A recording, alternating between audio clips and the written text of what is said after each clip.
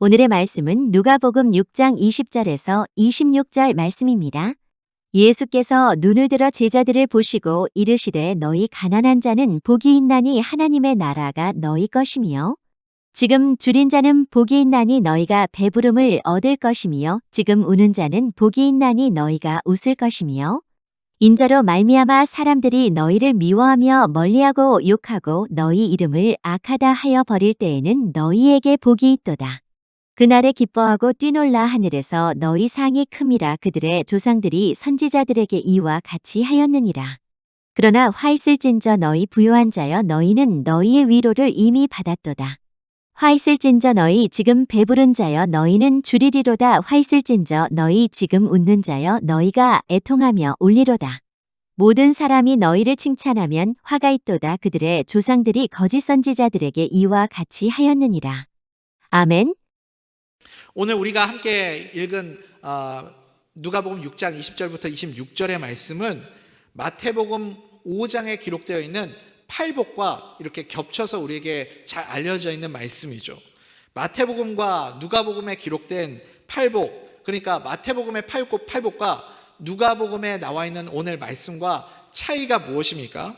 마태복음에서는 8가지 복을 우리에게 소개해주고 있다면 누가복음에서는 4개의 복과 4개의 화를 우리에게 소개해주고 있습니다. 먼저 4개의 복은 무엇입니까? 가난한 자가 복이 있다. 줄인 자가 복이 있다. 눈물 흘리는 자가 복이 있다. 그리고 마지막으로 예수님 때문에 욕먹는 자가 복이 있다. 이렇게 4가지 복을 소개합니다. 잘 와닿지가 않죠? 그리고 4가지 복과 대조를 이루어서 화 있는 자에 대해서 소개하고 있죠. 어떤 사람이 하나님의 화를, 그러니까 저주를 받는 자입니까? 가난한 자의 반대가 누구죠? 부요한 자가 화가 있다. 줄인 자의 반대는 누구예요? 배부른 자가 화가 있다. 또 우는 자의 반대는 누구입니까? 웃는 자가 화가 있다. 마지막 4번째로 욕먹는 자의 반대가 누구입니까? 칭찬 듣는 자가 화가 있다. 이렇게 4개의 복과 4개의 화가 세트를 이루어서 비교가 되고 있습니다. 오늘 우리가 이 4개의 복과 4개의 화를 함께 읽었는데 이 말씀을 읽고 그렇구나, 고개가 끄덕여지시고 이해가 되시는 분은 그거 정상이 아닙니다. 이 말씀을 읽으면서 아니 이게 도대체 무슨 이게 복이야? 뭐 이런 게 복이야? 이렇게 생각이 드는 게 정상입니다. 그렇지 않습니까? 오늘 우리가 읽은 말씀은요, 세상 사람들이 가지고 있는 기본적인 세상의 지식과 너무나도 다른 말씀을 우리에게 예수님이 하고 있습니다. 여러분 솔직하게 한번 대답해 보십시오. 가난한 게 정말 복입니까? 배고픈 게 아무도 아멘을 안 하시잖아요. 배고픈 게 정말 복이라고 생각하세요? 그런데 오늘 말씀을 우리가 읽으면서요, 결론을 가지고 이 말씀을 읽으면 당연히 이해가 안 되는 겁니다. 우리는 지금 인생을 살아가고 있는 과정 중에 있잖아요. 그렇죠, 여러분? 과정 속에서는 아직 끝을 모르는 겁니다. 마지막을 모르는 거예요. 우리가 흔히 사용하는 말 중에도 이런 말이 있죠. 내 입에 쓴 음식이 내 몸에는 좋다고요. 그러니까 입에 쓴 음식을 먹으면 3년 뒤에 내 몸이 건강해지는 것이고, 지금 당장 내 입에 단 음식을 먹으면 내 몸이 3년 뒤에 그 입에 단 음식 때문에 내 몸이 복수한다면서요. 건강이 나빠지는 거죠. 그런 얘기가 있더라고요. 그러니까 당장 내 입에 단 음식을 먹는 것보다 우리는 지금 당장 인상이 찌푸려지고 맛없어도 입에 쓴 음식을 먹는 게 나중에 시간이 지나서 더 좋을 수도 있다라는 것 아니겠습니까? 우리는 지금 과정 중에 있기 때문에 이 말씀이 마음에 잘 와닿지가 않아요. 도대체 이게 무슨 말인가? 그런데 우리의 믿음은 무엇인가? 우리가 믿는 것은 한 가지라고 그랬죠. 로마서 8장 28절의 말씀, 우리가 알거니와 곧 그 뜻대로 부르심을 받은 자들에게는 모든 것이 합력하여 어떻게 된다고요? 선을 이루느니라. 모든 것이 합력하여 하나님의 선을 이루어간다. 우리가 믿는 믿음은 이거라고요. 그래서 하나님은 지금 내가 고난 가운데, 어려움 가운데, 역경 가운데, 슬픔과 눈물 가운데 있다 할지라도 모든 것이 합력하여 마지막을 좋게 하시는 하나님이시다. 믿으십니까? 마지막 끝을 선하게 하시는 하나님이시다. 우리는 이것을 믿습니다. 이게 바로 우리가 믿는 믿음입니다. 그래서요, 예수님이 하신 말씀이 사실 이해되는 게 별로 없어요. 다 다 어려운 말씀 아닙니까? 잘 이해가 안 됩니다. 오늘 우리가 이 말씀을 그냥 받아들이고 이해하는 것이 참 쉽지 않지만 이 세 가지 관점을 가지고 이 말씀을 우리가 한번 들여다봤으면 좋겠습니다. 세 가지 관점 한번 차례대로 살펴보겠습니다. 첫 번째 관점은 제자와 무리들의 관점이 다르다입니다.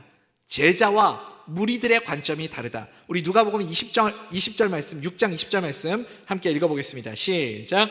예수께서 눈을 들어 제자들을 보시고 이르시되 너희 가난한 자는 복이 있나니 하나님의 나라가 너희 것이미요. 아멘. 지금 예수님이 누구에게 이 말씀을 하고 계십니까? 눈을 들어 제자들을 보시고, 그러니까 이것은 무리들을 향해서 예수님이 하시는 말씀이 아니라 특별히 예수님의 제자들에게만 이 말씀을 주고 있는 것을 우리가 주목해 보아야 합니다.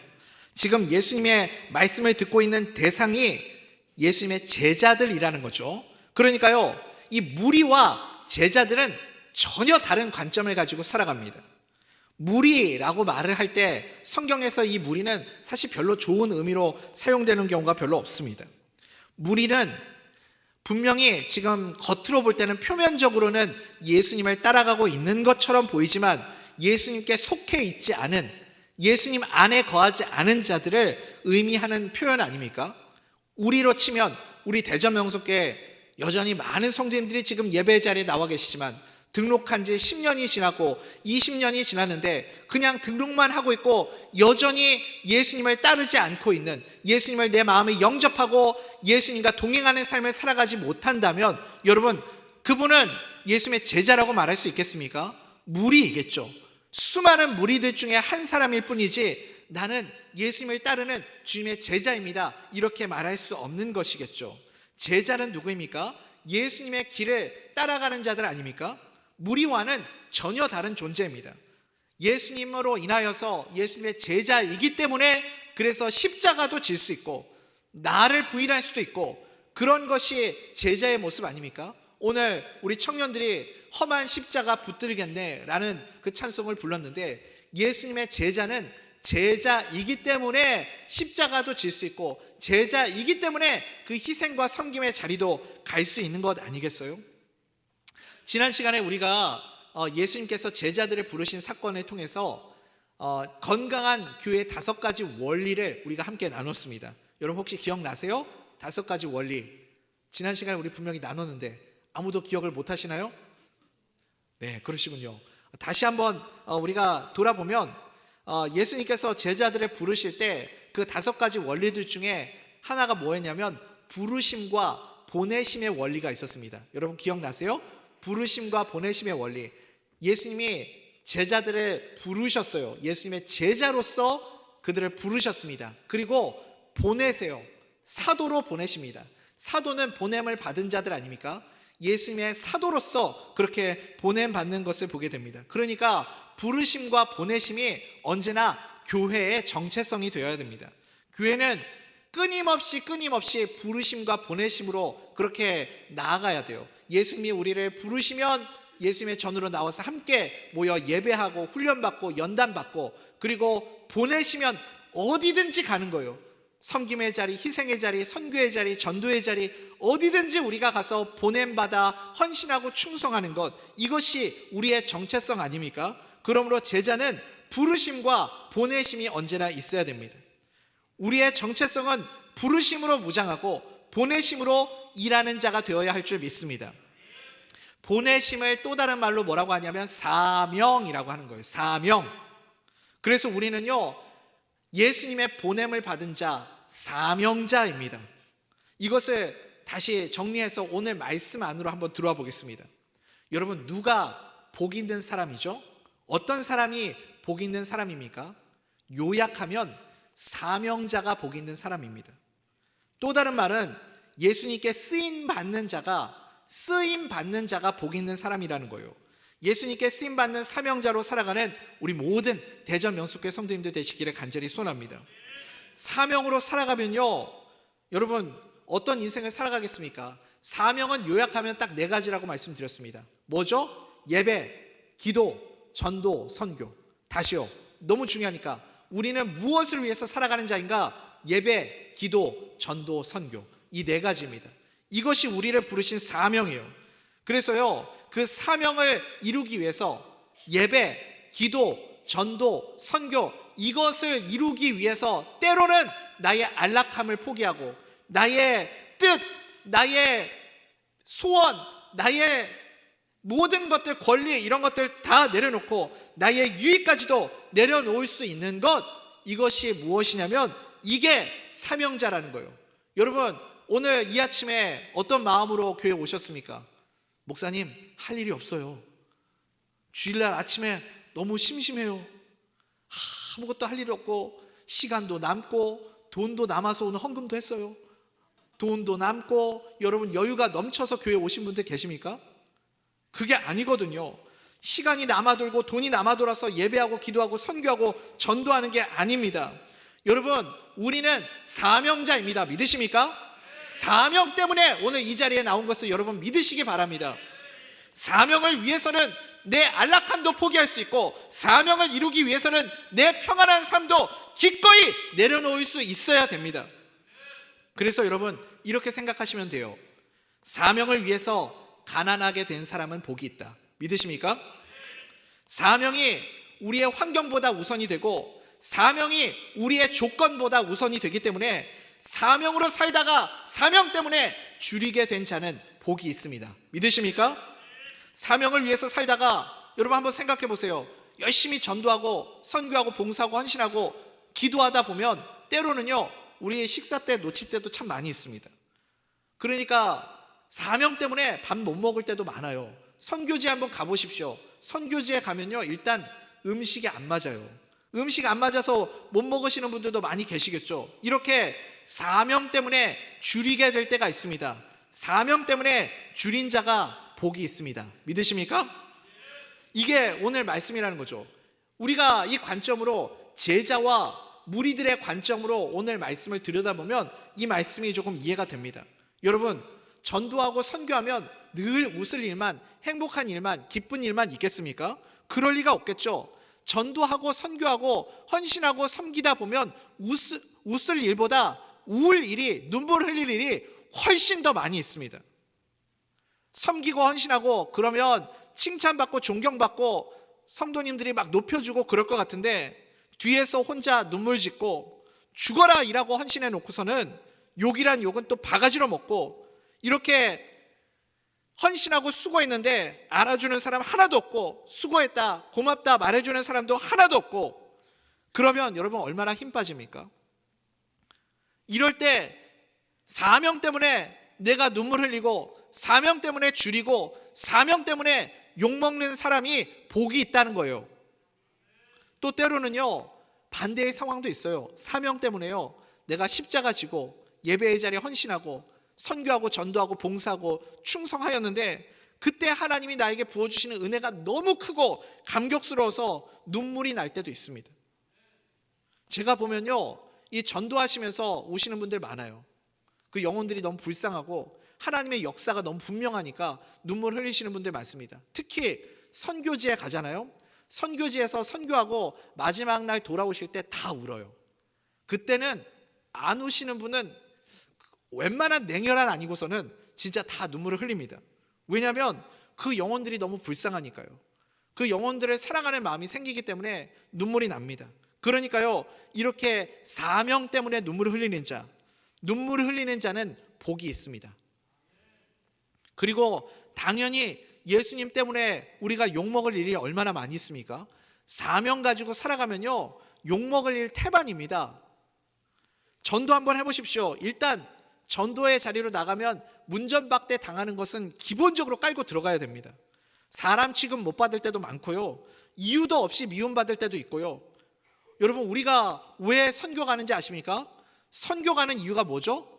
우리가 당신의 나라들보다 우리나라가 훨씬 잘 삽니다. 부럽습니까? 우리는 이렇게 떵떵거리고 잘 먹고 잘 삽니다. 자랑하러 가는 거예요? 선교 왜 가는 거죠 여러분?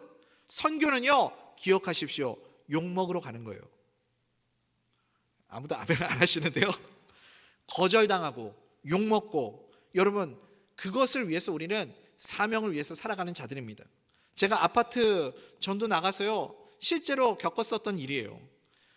이 입주전도 아파트 입주전도를 나가서 전도하는데 우리 전도하시는 분들이 열심히 최선을 다해서 전도하니까 어떤 분이 저한테 그러시는 거예요. 아니 도대체 대전 명석교회는 왜 이렇게 열심히 전도하는 거예요? 거기 교회 성도들 많지 않아요? 성도들이 그렇게 많은데 왜 아직도 이렇게 열심히 전도합니까? 그러면서 저한테 뭐라 그러냐면, 혹시 여기서 전도해가지고 당신이 전도한 사람들이 그 교회 가면 전도한 사람 숫자, 머리 숫자대로 뭐 커미션 주냐고. 아니 진짜로 그러더라고요. 돈 주냐고. 도대체 뭐 때문에 이렇게 열심히 전도하냐고 저한테 그렇게 물어보시더라고요. 여러분, 그러니까요, 세상 사람들은 이해할 수 없는 거예요. 돈으로만 움직이는 사람에게는 사명으로 움직이는 사람을 이해할 수 없는 것 아닙니까? 세상을 살아가는 이유와 목적이 돈 때문인 사람들에게는요, 내가 사명 붙잡고 사명 때문에 이렇게 헌신하고 전도하고 선교하고 예배의 자리에 나오고 돈도 하나도 안 되는 일에 왜 내 돈까지 바쳐가면서 예배 드리는, 이게 도대체 이게 저 사람들 정신 나간 사람들 아니야? 왜 저러지? 이해가 안 되는 게 정상이라니까요. 그러니까요, 이게 지금 내가 예수님의 제자가 됐을 때만 이 말씀이 내 마음에 와닿는 것 아니겠습니까? 우리는 사명 때문에 전도하고 사명 때문에 현장으로 보냄받은 자들임을 믿으시기 바랍니다. 그렇게 사명 때문에 눈물 흘리고 사명 때문에 욕먹는 자가 복이 있습니다. 제자에게 주시는 말씀이라고 생각하니까 좀 이해가 되시죠? 그래서요, 우리는 무리의 관점이 아니라 제자의 관점으로, 우리는 떡을 먹고 배부른 까닭이에요. 떡을 먹고 예수님한테 붙어있으면 돈이 나오네, 떡이 나오네, 그래서 따라다니는 것이 무리고, 제자는 사명 때문에 예수님을 따르는 자입니다. 사명 때문에 예수님을 따르는 자 되시기 바랍니다. 사명이 있으면 다른 관점이 보이더라고요. 제가 축구 선수 중에 뭐 잘 아는 사람이 별로 없어요. 유명한 사람 손흥민 선수밖에 잘 모르거든요. 그래서 손흥민 선수 이렇게 한번 보면, 손흥민 선수는 축구 선수로서 그가 이룰 수 있는 모든 것을 다 이룬 사람 아닙니까? 뭐 한 선수로서 그가 누릴 수 있는 모든 영광과 최고의 빅리그에서 뛰어보기도 하고 우승도 경험해보고 뭐 누릴 수 있는 모든 것을 다 누렸던 사람, 그 가장 골을 많이 넣은 선수의 그 영예도 얻게 되고, 이런 엄청난 커리어를 가진 사람 아닙니까? 웬만한 것들은 다 이루었다는 생각이 들어요. 그리고 그러면 이제는 좀 쉬어도 되잖아요. 이제는 좀 느슨하게 편안하게 그렇게 선수 생활을 마감해도 괜찮지 않겠습니까? 냉정하게 말해서요, 우리끼리만 하는 말이지만 손흥민 선수의 전성기도 이제 지나갔잖아요. 그러면 그렇게 굳이 열심히 살 필요가 없다라는 생각이 들지 않습니까?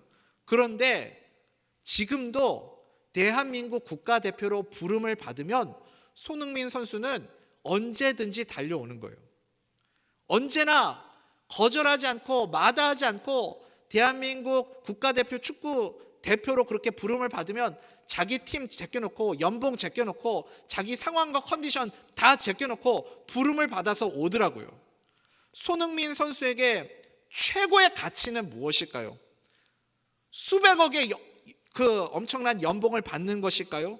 아니면 최고의 빅리그에서 그렇게 뛰는 것일까요? 무엇이 그에게 가장 가치 있는 일일까요? 그에게 있어서 사명은 국가대표로 뛰는 것이 가장 영광스러운 일이고 가장 가치 있는 일이라고 생각하는 것 아닙니까?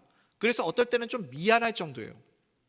엄청난 고액의 연봉을 받는 선수인데 돈도 안 되는 국가대표 경기, 그것도요 뭐 잘 뛰는 뭐 유명한 나라들, 랭킹이 높은 나라들하고 경기할 때도 아니고 저 어디 랭킹 우리나라 비교도 안 되는 그런 나라들하고 경기할 때 와가지고, 그 나라 선수들은 기술도 없고 실력도 없으니까 그냥 몸으로 부딪히고 그러잖아요. 어떨 때는 손흥민 선수 뒤에서 때리고 넘어뜨리고 밟고 막 이런 일들이 벌어지지 않습니까? 이리 치고 저리 치고 넘어지고 다칠 때 어떨 때는 좀 미안하다는 생각마저 듭니다. 그러면요, 저 같으면 그럴 것 같아요. 저 같으면요, 그냥 내가 안 가도 이길 만한 경기는 요번에 제가 컨디션이 여차저차 해가지고 몸살기도 좀 있고 좀 그래서 요번에는 제가 좀 빠지겠습니다. 이렇게 해가지고요, 몸도 좀 살일만도 하고 가끔은 우는 소리 하면서 국가대표 부름 받을 때 좀 거절도 하고, 그래도 그렇게 해서 안 와도 괜찮잖아요. 그렇게 한다고 누가 뭐라고 할 사람 아무도 없거든요. 그런데 손흥민 선수는 큰 경기든지 작은 경기든지 제가 보면 한 번도 국가가 부르면 거절한 적이 없어요. 무조건 오는 거예요. 그러니까 손흥민 선수는요, 우리는 그냥 구경꾼이잖아요. 우리는 관중이잖아요. 무리들이잖아요. 무리들은 감히 생각할 수도 없는 엄청난 사명감과 국가대표라는 압박감을 어깨에 짊어지고 그 경기에 나가는 겁니다. 그 한 경기 한 경기에 나갈 때마다 손흥민 선수는요, 우리가 생각하는 그 경기의 무게감과 전혀 다른 마음가짐을 가지고 그 경기에 임하는 거라고요. 우리는 축구 경기에서 이기면 기분 좋죠. 신나죠. 그런데 경기를 바라보는 우리의 관점과 시선은 손흥민 선수와는 전혀 다르지 않습니까? 축구 경기 있는 날 치킨 하나 시켜놓고 거기서 치킨 뜯어 먹으면서 경기 보다가 이기면 기분 좋고 지면 또 결정적인 찬스를 골문 앞에서 이렇게 살짝 발만 갖다 대서 툭 차도 들어갈 만한 그런 걸 있는 힘껏 차가지고 그냥 골대 위로 넘겨버리고 그러면 여러분 화가 나요, 안 나요? 아니 저것도 못 넣어. 국가대표 딱지 떼라 이러면서 막 우리는 욕하잖아요. 내가 차도 니보다 잘 차겠다 이러면서 엄청 욕하고 비난하고 비판하고 그러지 않습니까? 그러니까요, 이게 관중과 국가대표의 차이입니다. 이해가 되세요? 관중과 국가대표는요, 그 책임의 무게가 차원이 다르다는 거예요. 그래서 손흥민 선수 한번 보세요. 욕을 엄청 먹어요. 제가 보면 아마 국가대표 하는 순간 무지하게 욕먹을걸요? 그냥 국가대표 특별히 스트라이커가 되는 순간 국민 욕바지가 되는 거예요. 여러분 박주영 선수 욕 안 해보신 분 계세요? 이동국 욕 안 해보신 분 계시냐고요? 다 욕먹죠. 욕 먹으면서 그 사람들은 왜 그렇게 욕을 먹는데 국가대표 스트라이커가 되려고 할까요? 사명 때문이요. 욕 먹는 거예요. 어떨 때 손흥민 선수는요, 축구 경기에서 지면 막 울더라고요. 억울해서요. 16강 탈락했을 때 막 혼자 그라운드에 들어 누워가지고 막 우는 거예요. 서러워가지고. 여러분 그 무게감을 아세요? 눈물 흘리는 그 눈물의 의미를 아십니까? 어떨 때는 너무 기뻐서 울어요. 그 말할 수 없는 그 승리. 우리 독일전에서 손흥민 선수가 두 번째 골 넣고 막 우는 거 봤잖아요. 우리 그리고 언제였죠? 그 포르투갈전에서 포르투갈 역전 골 넣고 손흥민 선수 끌어안고 막 울었잖아요. 그 눈물의 의미를 아십니까? 그러니까요, 욕도 먹고요, 배고픔을 참고 뛰어야 되고요, 다이어트도 엄청 한데요, 먹고 싶은 거 다 먹으면서 못 뛰어요. 축구 선수는 그렇게 돈 많이 버는데 우리가 먹는 그런 탄산음료 이런 거 한번 먹어보지도 못하는 게 축구 선수예요. 먹고 싶은 거 못 먹고 줄이고 눈물 흘리고 욕 먹고 이런 모든 것들을 겪으면서도 그 사명을 감당하잖아요. 그렇게 살아가는 자가 복 있는 자입니다. 우리도 하나님의 부름을 받은 사명자임을 여러분 믿으시기 바랍니다. 가장 가치 있고 영광스럽게 인생을 사는 길이 무엇입니까? 그 사명 때문에, 주님이 나를 부르신 그 사명 때문에 충성하고 때로는 눈물도 나고 욕도 먹지만 그 사명 붙잡고 나아갈 수 있는 하나님의 사람들이 다 될 수 있기를 간절히 소원합니다. 이것이 첫 번째 관점이고요. 두 번째 관점은 지금과 그날의 관점입니다. 지금과 그날의 관점으로 오늘 말씀을 우리가 들여다보면 조금 더 선명하게 말씀이 보이기 시작합니다. 21절에 지금이라는 표현이 두 번 나와요. 우리 21절 말씀 먼저 한번 읽어볼까요? 시작. 지금 줄인 자는 복이 있나니 너희가 배부름을 얻을 것이며 지금 우는 자는 복이 있나니 너희가 웃을 것이며. 아멘. 또 25절에도 지금이 또 나와요. 지금, 그러니까 지금을 위해서 사는 인생은 화가 있다는 겁니다. 우리 25절 말씀도 한번 읽어볼까요? 시작. 화 있을진저 너희 지금 배부른 자여 너희는 주리로다. 화 있을진저 너희 지금 웃는 자여 너희가 애통하며 울리로다. 아멘. 그러니까요, 지금을 위해서 사는 인생이 있고 그날을 위해서 살아가는 인생이 있습니다. 지금을 위해서 사는 인생은 결론부터 말씀을 드리면 복이 없는 자들입니다. 하나님의 저주, 화가 임하는 자들입니다. 그런데 그날을 위해서 살아가는 사람들이 있습니다. 23절 우리 한번 읽어볼까요? 시작. 그날에 기뻐하고 뛰놀라 하늘에서 너희의 상이 큼이라 그들의 조상들이 선지자들에게 이와 같이 하였느니라. 아멘. 그러니까 지금과 그날의 관점이 있습니다. 우리에게는 언제인지는 모르겠지만 그날이 반드시 찾아옵니다. 그래서 무엇이 복 있는 자고 무엇이 화가 있는 자인지 잘 모를 때는요, 지금과 그날을 내가 확인하면 이해가 됩니다. 그냥 순간순간 내가 살아가고 있는 지금이 중요하고 지금밖에 모르고 현재의 쾌락, 오늘의 배분을 위해서 사는 인생은요, 하나님의 화가 임하게 되어 있습니다. 우리 지난달 이달의 찬양이 뭐였죠? 지난달 우리 함께 불렀던 이달의 찬양 여러분 기억나십니까? 그날에 온 열방 일어나. 벌써 다 잊어버리셨어요? 제목에 그날이 들어가잖아요. 그날에 온 열방 일어나. 그날이 언제죠? 주님이 다시 오시는 날, 재림하시는 날, 승리의 날, 우리의 삶 가운데 하나님이 은혜 베풀어 주시는 날, 바로 그날입니다. 우리는 그날을 바라보면서 살아가는 자들 아닙니까? 찬양 제목 중에 그날이라는 찬양이 있어요. 우리가 제목은, 이 찬양 제목은 잘 모르실 텐데 이 찬양은 아마 우리가 예배 시간에 많이 불러보셨을 겁니다. 가사를 제가 한번 읽어드릴게요. 그날이라는 찬양입니다.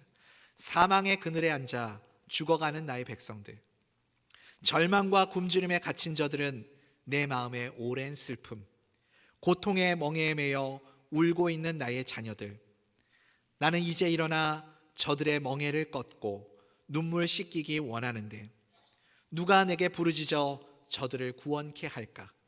누가 나를 위해 가서 나의 사랑을 전할까? 나는 이제 보기 원하네. 나의 자녀들 살아나는 그날, 기쁜 찬송 소리에 하늘에 웃음소리 온 땅 가득한 그날. 그러니까요, 현재를 살아가는 인생이 있고요, 그날을 바라보면서 살아가는 인생이 있습니다. 현재를 사는 인생은요, 하나님 없는 만족을 추구하는 삶입니다. 하나님 없이도 나는 충분히 나의 노력과 열심으로 만족을 찾을 수 있어, 만족을 얻을 수 있어 라고 생각하는 인생입니다. 하나님 없는 만족은 다 마지막에 어떻게 돼요? 화가 있는 것이죠. 비참함으로 끝나게 됩니다. 그런데 그런 인생들이 언제 다시 살아나기 시작합니까? 우리가 주님께서 오늘 그날이라는 찬양에서 말씀하시잖아요. 나의 자녀들이 살아나는 그날이 있대요. 언제죠? 예수님께 나아가면 살아나게 될 줄 믿습니다. 예수님 앞으로 나아오면 그 영혼들이, 죽어가는 영혼들이 다 살아나게 될 줄 믿습니다. 그러니까 기쁜 찬송 소리 하늘에 웃음소리 온 땅 가득한 그날이, 우리가 예수님 앞에 나오는 그날 우리에게 찾아오게 될 줄 믿습니다. 우리에게 그날은 언제죠? 주님이 다시 오시는 날이고 재림하시는 날이고, 또 그날은 우리에게 11월 30일 새생명 행복축제의 날이기도 합니다. 왜냐하면 죽어가던 영혼들이 살아나는 날, 천국 백성이 되는 날이기 때문에 천국 잔치가 벌어지는 그날, 여러분 우리는 그 날을 위해서 살아가는 인생이 되기를 간절히 소원합니다. 예수님이 이 땅에 오시는 날, 그날에는 우리가 그동안 해결하지 못했던 인생의 모든 문제들이 풀리게 될 줄 믿습니다. 로마서에서 나오는 말씀 아닙니까? 우리 인생은요, 언제나 풀지 못하는 세 가지 문제가 있습니다. 죄에 대해서, 그리고 죽음에 대해서, 심판에 대해서. 죄에 대해서, 죽음에 대해서, 심판에 대해서, 이 모든 것들이 예수님이 다시 오시는 그 마지막 날, 그날 다 풀리게 될 줄 믿습니다. 그래서요, 우리에게는 그 날이 있기 때문에, 그래서 지금 현재의 고난이 아닐 수 있게 되는 거죠. 로마서 8장 18절에서 사도 바울이 고백하지 않습니까? 현재의 고난은 장차 우리에게 나타날 영광과 어떻다고요? 좋게 비교할 수 없도다. 현재의 고난은 장차 우리에게 나타날 영광과 비교할 수 없을 만큼 그 영광스러운 날이 우리에게 찾아오기 때문에, 그래서 지금의 고난은 지나갈 수 있다는 거예요. 사랑하는 우리 대전면 속의 성도님들, 우리 인생에 찾아오는 고난들을 흘려보낼 수 있기를 간절히 소원합니다. 지금의 고난은 순간의 고난일 뿐입니다. 우리에게는 장차 나타날 영광의 날이 있음을 믿으시기 바랍니다. 그 날이 여러분 지금 점점 더 선명하고 분명하게 우리에게 다가오고 있다는 사실을 여러분 믿으시기 바랍니다. 그래서 그 날이 오기 때문에 우리는 이 고난을 이겨낼 수 있는 것이죠. 올림픽에 출전하는 선수들에게 그날은 언제예요? 올림픽에 출전하는 선수들에게 그날은 금메달을 목에 거는 그날입니다. 그렇지 않겠어요? 금메달을 목에 거는 그 영광의 날을 바라보면서 올림픽 준비를 하는 거예요. 이제 올림픽 날짜가 정해졌죠. 그날이 정해졌습니다. 그러면 그때부터 우리나라 국가대표 선수들은 태릉 선수촌에 들어가가지고 거기서부터 열심히 훈련하지 않습니까? 격투기나 이런 운동을 하는 종목을 하는 선수들은요, 체중 조절도 해야 돼요. 먹고 싶은 거 다 못 먹습니다. 굶주려야 돼요. 엄청나게 땀 흘려야 돼요. 때로는 모진 고난도 감수하면서 코치에게 욕 먹고 욕 바가지로 먹고, 어떨 때는요 눈물도 흘려요. 서러워서 눈물도 흘리고 성취를 이뤄서 눈물도 흘리고, 이런 시간들을 지나가지 않습니까? 그런데 지금 이 시간의 고통스러운 시간들을 잘 이겨내고 훈련을 이겨내면, 그래서 올림픽에서 금메달을 목에 거는 그 날이 찾아오게 됩니다. 그때 그 영광의 날은 그 어떤 것과도 비교할 수 없는 기쁨과 영광 아니겠습니까? 그러니까 여러분, 지금 이 순간 현재의 기쁨, 현재의 유행, 현재의 사람들의 시선, 이런 것에 너무 연연해하면서 살아가지 마십시오. 그날을 바라보면서 살아가는 인생 되기를 간절히 소원합니다. 예전에 제가 학창 시절에 엄청 인기 있었던 가수가 있거든요. 지금 BTS하고는 비교도 안 될 만큼 아주 선풍적인 인기를 끌었던 그 그룹이 있었습니다. 제가 좀 너무 옛날 사람인 것 같아가지고 이런 얘기 잘 안 하려고 하는데, 제가 학창 시절에 중학교 1학년 때인가 2학년 때인가 서태지와 아이들이 이렇게 탁 나온 순간 거의 센세이셔널한 바람이 일어났죠. 여러분 잘 모르세요? 너무 옛날 사람인가요? 난 알아요 이렇게 노래하는 거 잘 몰라요? 난 알아요, 시름시름 알아요, 뭐 그런 거 있잖아요. 하여튼 난리도 아니었어요. 다 그냥 서태지가 나오면 서태지가 입고 나온 옷, 서태지가 추는 춤, 서태지가 부른 노래, 모든 것이 다 유행이었습니다.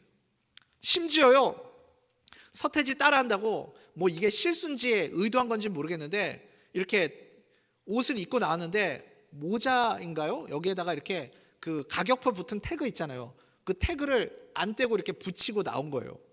주렁주렁 이렇게 달랑달랑 달고 그걸 나와가지고 막 춤을 추는데, 그게 사람들이 보기에 너무 멋있어 보였던 거예요. 그래서 그 다음부터 사람들이 다 옷을 사면요, 옷에 태그를 안 떼요. 유행이 됐어요. 다 주렁주렁 모자든 옷이든 다 주렁주렁 그 가격표 붙은 태그를 그렇게 달고 다녔던 기억이 납니다. 여러분요, 지금 그 시절의 그 사진들 한번 찾아보십시오. 그때 유행하던 헤어스타일, 그때 유행하던 옷들, 그때 입고 다니던 그 모습들, 주렁주렁 여기다가 태그 붙이고 멋있다고 막 이렇게 멋부리면서 찍은 사진들 한번 보시라고요. 그 사진 보면 어떤 생각이 드세요? 바보도 이런 세상 이런 바보가 없어요. 어디서 바보같이 저러고 사진을 찍었나, 그런 생각이 들지 않아요, 여러분? 얼마나 촌스럽고 유치하고 어리석고 바보 같습니까? 사랑하는 우리 대전문석교 성도님들, 지금으로 사는 인생은요, 이렇게 어리석은 자가 될 수밖에 없습니다. 지금으로 사는 인생 되지 마시고 그날을 위해서, 그날을 바라보며 살아가는 지혜로운 하나님의 사람들 될 수 있기를 간절히 소원합니다. 그것이 우리의 인생을 가장 가치 있고 존귀하게 살아가는 방법임을 여러분 믿으시기 바랍니다. 지금의 관점이 아니라 그날의 관점을 가지고 오늘 말씀을 볼 수 있기를 간절히 소원합니다. 마지막 세 번째 관점은 무엇이냐면, 예수님 때문에, 십자가 때문에 사는 자가 되면 무조건 다 복 있는 자가 된다라는 관점입니다. 예수님 때문에 하는 모든 일은 다 복됩니다. 믿으십니까? 우리 22절 말씀 한번 읽어볼까요? 시작. 인자로 말미암아 사람들이 너희를 미워하며 멀리하고 욕하고 너희 이름을 악하다 하여 버릴 때에는 너희에게 복이 있도다. 아멘. 인자로 말미암아, 그러니까 예수님 때문에, 십자가 때문에 하는 모든 것은 다 복이 있습니다. 욕을 먹어도 칭찬을 받아도 무엇을 하든지 예수님 때문에 하는 것은 다 복이 있습니다. 다른 말로 하면요, 예수님의 그 존재 속에 내가 들어가야 됩니다. 그러면 다 복이 있습니다. 예수님 때문에 내가 기쁨을 얻으면 그것도 복이고, 예수님 때문에 재미가 있으면 그것도 복이 됩니다. 반대로 예수님 때문에 욕을 먹어도 그것도 복이고, 예수님 때문에 고난당하고 슬픔을 당해도 그것도 복입니다. 그래서 우리 교회는요, 예수님 때문에 움직이는 교회가 되기를 간절히 소원합니다. 그러면 복 있는 교회, 복 있는 성도가 될 줄 믿습니다. 요즘 우리 교회에 이제 결혼하시는 청년들, 커플들이 참 많아요. 결혼을 하기 전에는 결혼에 대한 두려움이 누구에게나 다 있습니다. 어떤 두려움이 있죠? 내가 좋아하는 이 사람, 내가 사랑하는 이 사람, 그런데 결혼하고 막상 뚜껑 열어봤는데 내가 알던 그 사람이 아니면 어떡하지? 이런 두려움과 걱정이 있습니다. 그런데 여러분, 진정한 사랑은 무엇이에요? 진짜 사랑은 그 사람이 완벽하기 때문에 내가 원하는 조건에 딱 들어맞기 때문에 사랑하는 것이 아닙니다. 진정한 사랑은 어떤 조건과 환경과 상황과 상관없이 그 사람만 있으면 되는 것 아니에요? 아닌가요, 여러분? 그러니까요, 결혼하고 내가 사랑하는 이 사람과 같이 지내다 보면 고난이 찾아올 수도 있습니다. 그런데 사랑하면, 진짜 사랑하면 어때요? 이 사람과 함께 당하는 고난이라면 나는 기꺼이 이 고난을 감내하겠습니다. 이것이 사랑 아닙니까? 여러분, 예수님을 사랑한다는 것이 무엇인지 아십니까? 예수님 믿으면 다 평탄한 길 사는 것 같아요? 예수님 믿으면 모든 것이 다 형통하게 될 것 같습니까? 예수님 믿으면 꽃길만 걸을 것 같아요? 그렇지 않습니다. 예수님 때문에 우리는 고난받을 때도 있고요, 예수님 믿어도 병듭니다. 예수님 믿어도 가난해질 때도 있고요, 예수님 믿어도 망할 때도 있어요. 실패할 때도 있습니다. 그런데 진짜 주님을 사랑한다는 것은 무엇이냐면, 예수님과 함께 간다면 내가 병들어도 좋고, 예수님과 함께 있으면 힘들어도 좋고, 욕 먹어도 기쁘고, 그런 것 아니겠습니까? 그게 진짜 사랑 아니에요? 그러므로 사랑하는 우리 대전명석회 성도님들, 예수님 때문에 사는 인생 되시기를 간절히 소원합니다. 그러면 오늘 말씀이 단순해집니다. 쉬워져요. 간단해집니다. 예수님 때문에 하는 모든 일들은 다 복이다. 그리고 지금이 아니라 그날을 바라보면서 그날을 위해서 살아가는 것은 다 뭐라고요? 복입니다. 그리고 우리는 예수님의 제자이니까 무리의 관점이 아니라 예수님의 자녀로서, 부름받은 예수님의 제자로서 그렇게 그 사명을 위해서 하는 모든 것들은 다 복됩니다. 이것이 오늘 우리에게 예수님이 말씀하시는 네 가지 복에 대한 말씀입니다. 사랑하는 우리 대전명석회 성도님들, 이제 말씀 맺겠습니다. 이 세 가지와 반대되는 길로 걸어가면 우리는 화 있는 자가 되겠죠. 무리의 관점으로 지금을 위해서, 그리고 예수님 없는 만족을 추구하는 인생, 그러면 화 있는 자가 됩니다. 사랑하는 우리 대전명석회 성도님들, 언제나 예수님의 제자로서의 부름받은 그 사명을 위해서 살아가는 인생 되시기 바랍니다. 그리고 지금이 아니라 그날을 바라보면서 그날을 위해서 살아가는 지혜로운 하나님의 사람들이 되시기 바랍니다. 마지막으로 누구를 위해서 살아가야 돼요? 예수님 때문에 욕먹고, 예수님 때문에 슬프고, 예수님 때문에 때로는 고난받아도, 반대로 예수님 때문에 기쁠 때도 있고, 예수님 때문에 행복할 때도 있고, 예수님 때문에 감사할 때도 있지만, 예수님 때문에 때로는 넘어지고 실패하고 병든다 할지라도 예수님 때문에 그 길을 걷는 자는 다 복됩니다. 그 은혜와 복으로 살아가는 하나님의 백성들 다 될 수 있기를 간절히 소원합니다.